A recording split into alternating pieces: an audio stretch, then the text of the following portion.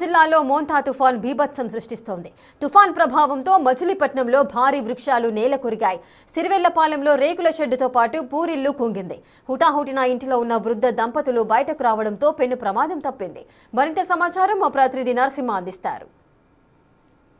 భారీ వర్షానికి దాంతోపాటు ఈదురుగాలులకి మొత్తం కూడా ఒక్కసారిగా కుంగినటువంటి పరిస్థితి. ఈ సమయంలో బయటికి రాకపోతే కనుక ప్రస్తుతం వచ్చిన తర్వాత వెంటనే పడినటువంటి పరిస్థితి. ప్రస్తుతం హస్బెండ్ కూడా ప్రస్తుతం ఉన్నారా? అసలు ఏం జరిగింది? అసలు మేము ఇంట్లో పడుకున్నాం కదా అని వెళ్ళామండి. అది విరిగిపోయి పట్టలు ఆడుతూ ఉండగా గుమ్మం దగ్గరికి వచ్చేటప్పటికి ముసలం పడిపోయింది. నేనైతే బయటకు వచ్చాను. మొత్తం అన్నీ ఇంట్లోనే ఉండిపోయింది. సావాలు లోపల ఏవే ఉన్నాయండి? మొత్తం మంచాలు ఉండేవి, కుండలు, బట్టలు అన్నీ దాంట్లోనే ఉంది. ఏమేసారు దాంట్లో? అంటే పోల్స్ సంబంధించి ఏమేమి ఉన్నాయి? సిమెంట్ పోల్లు ఉండే అన్నీ దాంట్లోనే. అది ఇరిగిపోతాం నిదానంగా బయటకు వచ్చేటప్పటికి మొత్తం కుంగిపోయింది. ముసలం గుమ్మం అట్టి ఎప్పుడు ఉంది. గబగబా ఆమెను లాగా. వర్షానికేనా? వర్షానికి, ఈ గాలికి. గతంలో ఎప్పుడైనా అలా అనిపించిందా, అలా కుంగుతున్నట్టుగానే? ఏమన్నా లేదు, అనుకోకుండా కుంగిపోయింది. అంతక్రితం బాగానే ఉంది. ఉంటూనే ఉంటున్నాము. పడిపోతుంది అనుకుంటాం. బయటకు వచ్చాం, ముసలం రాలేకపోయింది. ఏదైతే చిన్న లోపల ఉన్నటువంటి సిమెంట్ రాళ్ళు కొద్దిగా క్రాక్ ఇస్తుంటే భయంతో బయటికి పరుగులు తీశారు. ఇద్దరు కూడా బయటకు పరుగులు తీసిన నేపథ్యంలో ఒక్కసారిగా ఇది కుంగినటువంటి పరిస్థితి. ప్రస్తుతం మనం విజువల్స్లో కూడా చూడొచ్చు. లోపల సామాన్లన్నీ కట్టుబట్టలతో బయట వచ్చినటువంటి పరిస్థితి. లోపల మంచంతో పాటు అటు బట్టలు కూడా లోపలే ఉన్నాయి. ఎందుకంటే మోంతా తుఫాను బీభత్సం సృష్టిస్తుంది. భారీగా ఈదురుగాలు బీచ్కి అత్యంత కూతవేడి దూరలు సిరివారిపాలెంలో ప్రస్తుతం చోటు చేసుకుంది.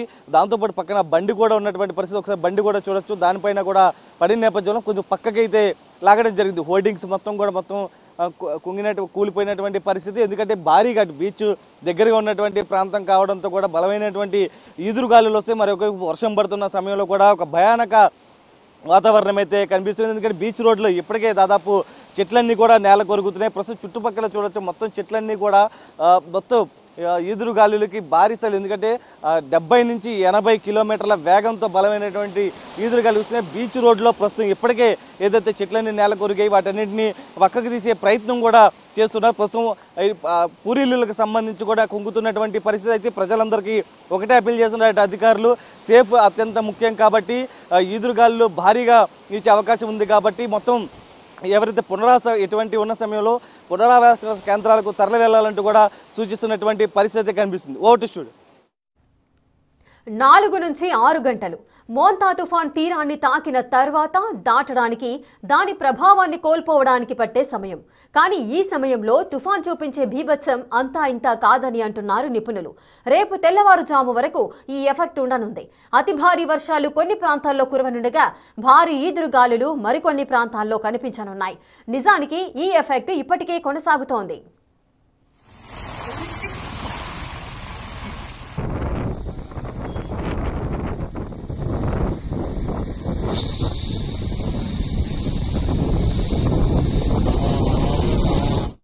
మోంతా తుఫాన్కు సంబంధించి ఇప్పుడు 2 సినారియోలు కనిపించనున్నాయి.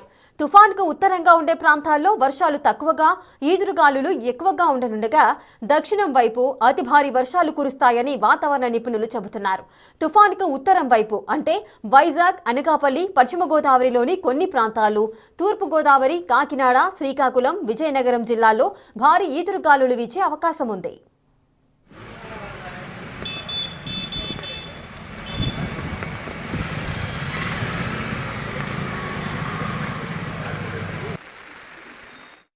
ఇక తుఫాన్కు దక్షిణం వైపు ఉన్న కృష్ణా, ఎన్టీఆర్, బాపట్ల, పశ్చిమ గోదావరి జిల్లాలలోని కొన్ని ప్రాంతాల్లో అతి భారీ వర్షాలు కురుస్తున్నాయి. ముఖ్యంగా బీచ్లకు దగ్గరగా ఉండే ప్రాంతాల్లో ఈదురుగాలులు బీభత్సం సృష్టిస్తున్నాయి.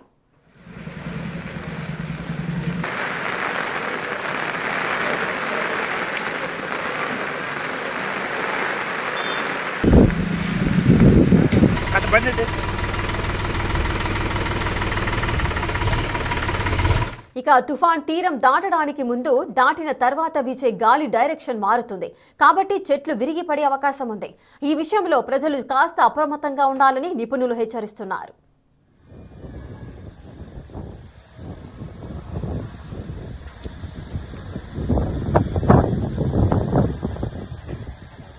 తుఫాన్ తీరం దాటినా కూడా 2 రోజుల పాటు ఈ ఎఫెక్ట్ ఉండనుంది.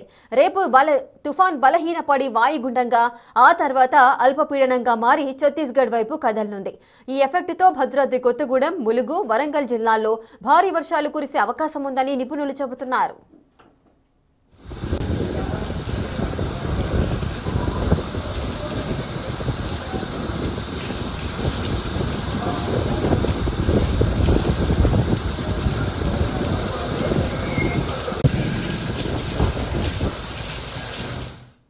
ఓవరాల్ గా చూస్తే తుఫాన్ తీరం దాటినా ఆ ఎఫెక్ట్ మాత్రం 2 రోజులు ఉండనుంది.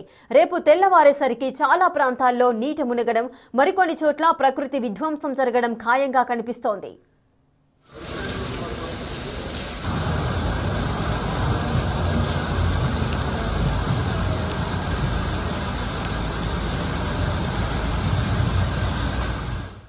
ఇక మోంతా తుఫాన్ గురించి మనం చూస్తున్నాము.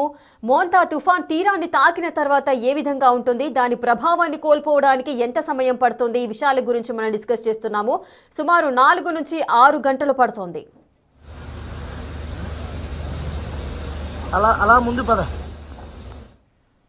పూర్తి డీటెయిల్స్ మా ప్రతినిధి రాజు అందిస్తారు. రాజు, ప్రెజెంట్ మోంతా తుఫాన్ ఎఫెక్ట్ అయిపోయింది అని మనం భావించవచ్చా? ప్రెజెంట్ సిచ్యువేషన్ ఏ విధంగా ఉంది? వాతావరణ శాఖ అధికారులు అయితే మోంతా తుఫాను తీరం తాకిన తర్వాత ఇప్పటి వరకు అంటే దాదాపుగా 7:30 నుంచి ఇప్పటి వరకు వాళ్ళు ఒక అంచనాకైతే వచ్చినటువంటి పరిస్థితి అయితే ఉంది. విండ్ వెళ్తున్నటువంటి అంటే గాలి వాటాన్ని బట్టి మొత్తం అంతా వాతావరణ శాఖ అధికారులు ఒక నిర్ణయానికైతే వచ్చారు. అనధికారికంగా మనకు తెలుస్తుంది ఏంటంటే ఇప్పటికే తుఫాను 7:20 తీరాన్ని తాకిన తర్వాత ప్రస్తుతం అయితే తీరాన్ని దాటి వెళ్ళిపోతున్నటువంటిది అయితే ఇక్కడ స్పష్టంగా తెలుస్తుంది. ఎందుకంటే తీరాన్ని తాకినటువంటి సమయంలో అటు మచిలీపట్నం నుండి కాకినాడ వరకు ఉన్నటువంటి భూపరితలం మొత్తం అంతా కూడా దాని ఎఫెక్ట్ అయితే పడినటువంటిది అయితే ఉంది.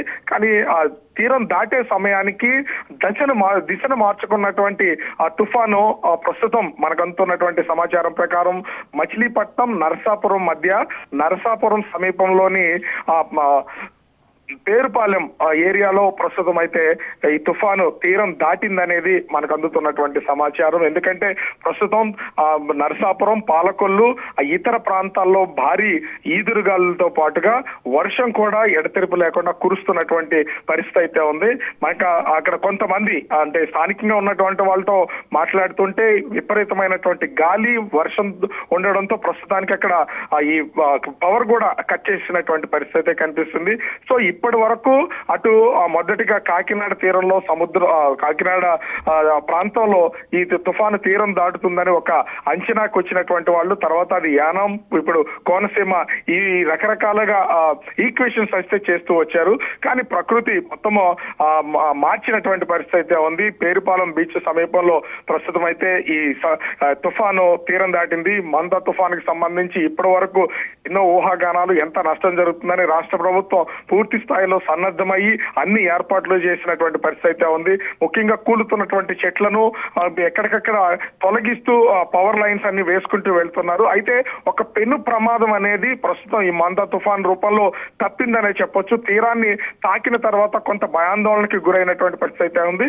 అయితే తాకినటువంటి తుఫాను 200 కిలోమీటర్స్ రేడియస్ లో తాకడం, దాని పవర్ ఒక్కసారిగా దిశ మార్చుకున్నటువంటి నేపథ్యంలో అది అనుకోని విధంగా అంటే దక్షిణ వైపు ప్రయాణం చేస్తూ ప్రస్తుతం ఈ పేరుపాలెం సమీపంలో అంటే నరసాపురం పేరుపాలెం సమీపంలో తీరాన్ని దాటినట్లుగా మనకైతే సమాచారం అందుతుంది. సో మరికొద్దిసేపట్లో విశాఖ వాతావరణ కేంద్రం అధికారులతో పాటుగా భారత వాతావరణ కేంద్రం అధికారులు కూడా దీని మీద నివేదికను విడుదల చేసే అవకాశం అయితే కనిపిస్తుంది. కానీ ఒక విధంగా చెప్పాలంటే తుఫాను తీరం దాటిన తర్వాత దాని అలజడి కనిపించకపోయినా కూడా రానున్నటువంటి 2 రోజులు అటు తూర్పు గోదావరి, పశ్చిమ గోదావరి, ఏలూరు, అంబేద్కర్ కోనసీమ జిల్లా, కాకినాడ, ఎన్టీఆర్, బాపట్ల, గుంటూరు జిల్లాల్లో మాత్రం రాబోయే 2 రోజులు భారీ వర్షాలు కురిసే అవకాశం ఉందని వాతావరణ శాఖ అధికారులు అంచనా వేస్తున్నారు. దానికి అనుగుణంగా కొంత జాగ్రత్తలు తీసుకోవాలి. అయితే ఇది విండ్ సైక్లోన్ కావడం, గాలి వాటంతోనే మొత్తం దాదాపుగా 190 నుంచి 110 కిలోమీటర్ల వేగంతో భారీ గాలులు, ఈదురు గాలులు వేస్తాయి. దీని ద్వారా చెట్లు, స్తంభాలు పడిపోయే అవకాశం ఉందని ముందస్తుగా అంచనా వేసినా ఇది తేలిపోయినటువంటి పరిస్థితి అయితే కనిపిస్తుంది. దీని ప్రభావం లేదని తెలుసుకున్నటువంటి నేపథ్యంలో రాష్ట్ర ప్రభుత్వం కూడా ఒక విధంగా కొంత ఊపిరి పీల్చుకుందని చెప్పొచ్చు.